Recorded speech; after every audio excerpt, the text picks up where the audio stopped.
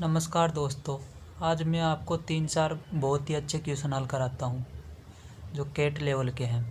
पहला क्वेश्चन है ये अनुपात b बराबर 3:4, सी अनुपात ये प्लस b बराबर 2:9 है, तो ये अनुपात b अनुपात c बराबर क्या होगा।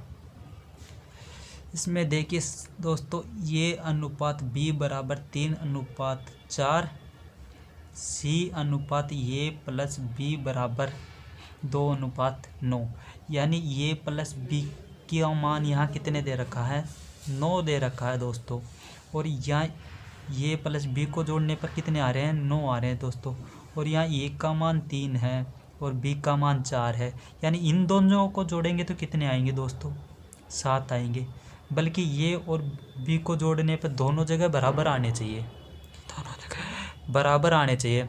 तो मैं इनको बराबर करने के लिए दोस्तों मैं इसको तो क्या कर दूं, 9 से गुणा कर दूं और इस पूरे को 7 से गुणा कर दूं, तो इनका मान बराबर हो जाएगा, ये प्लस b का और ये प्लस b का।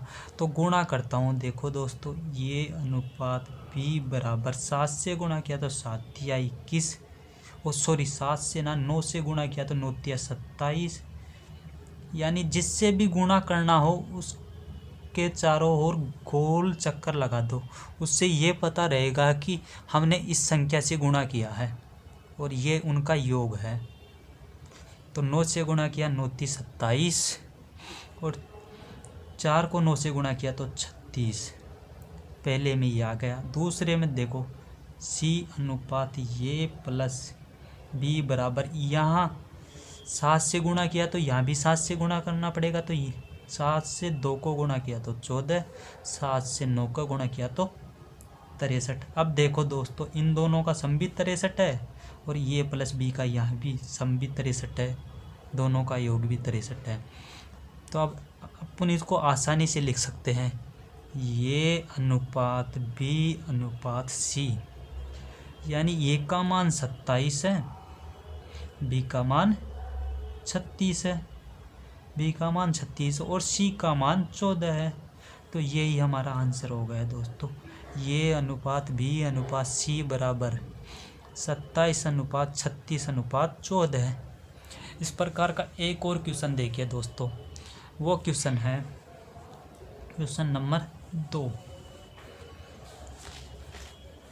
क्वेश्चन है ये अनुपात b प्लस c बराबर 1:3 और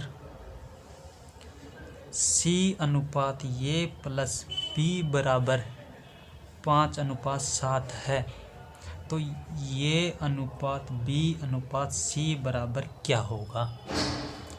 तो इसमें भी देखिए दोस्तों, यहाँ ये मैं इन तीनों को जोड़ दूँ, मान लो ये प्लस b प्लस c, तो यहाँ ये का मान तो 1 है और b प्लस c का मान कितना है, 3 है। तो तीनों को जोड़ा, ये प्लस b प्लस c, तो कितना हो गए, 4 हो गया। और यहाँ भी मैं इन तीनों को जोड़ दूँ, ये प्लस b प्लस c, तो इन तीनों का योग यहाँ कितना हो गया, 12 हो गया। लेकिन दोनों जगह दोस्तों ये प्लस b प्लस c, यहाँ जो आना चाहिए था वही यहाँ आना चाहिए था, ये प्लस b प्लस c बराबर। तो इनका मान हमें बराबर करना है। बराबर करने के लिए दोस्तों इसको मैं क्या कर दूँ, 3 से गुणा कर दूँ और इसको 1 से गुणा कर दूँ, तो कोई फर्क ना पड़ेगा, या करो ही मत। तो इसको 3 से गुणा कर दूँ तो इनका सम 12 हो जाएगा और इनका सम भी 12 है। तो मैं देखो दोस्तों करता हूँ, तो ये अनुपात b प्लस c बराबर, इसको 1 को 3 से गुणा किया तो कितने हो गए, 3, और 3 को 3 से गुणा किया तो कितना हो गया, 9।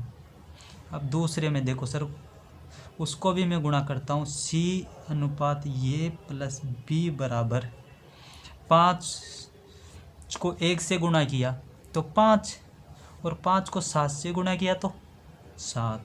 अब इसमें लिख लो आराम से, ये अनुपात b अनुपात c, तो ये का मान कितना है, 3 है, c का बी प्लस सी का मान कितना है 9 है, इसे छोड़ दो।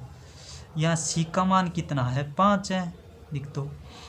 बी प्लस सी का मान, अब देखिए यहाँ से बी प्लस सी का मान 9 है, बी प्लस सी का मान कितना है 9 है, लेकिन सी का मान तो यहाँ 5 ले लिया, 9 में से 5 ले लिया, तो अब कितने बचे 4। तो आंसर आ गया ये अनुपात बी अनुपात सी बराबर 3:4:5। और दोस्तों यही आपका आंसर हो गया। ऐसा ही दोस्तों एक क्वेश्चन और देखिए, बहुत ही अच्छा क्वेश्चन।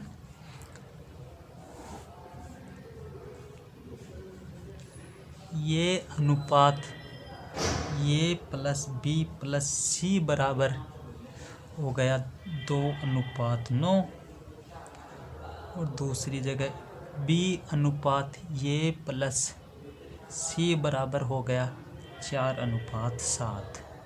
तो इसमें पूछा है ये अनुपात बी अनुपात सी बराबर क्या होगा, क्या होगा। तो इसमें देखिए दोस्तों, यहाँ ए प्लस बी प्लस सी बराबर कितने हैं 9, यानी तीनों का योग करने पर कितना आ रहा है 9 आ रहा है। और यहाँ ए प्लस बी प्लस सी, ए प्लस बी प्लस सी, यानी पूरे को जोड़ने पर कितना आ रहा है 11 आ रहा है।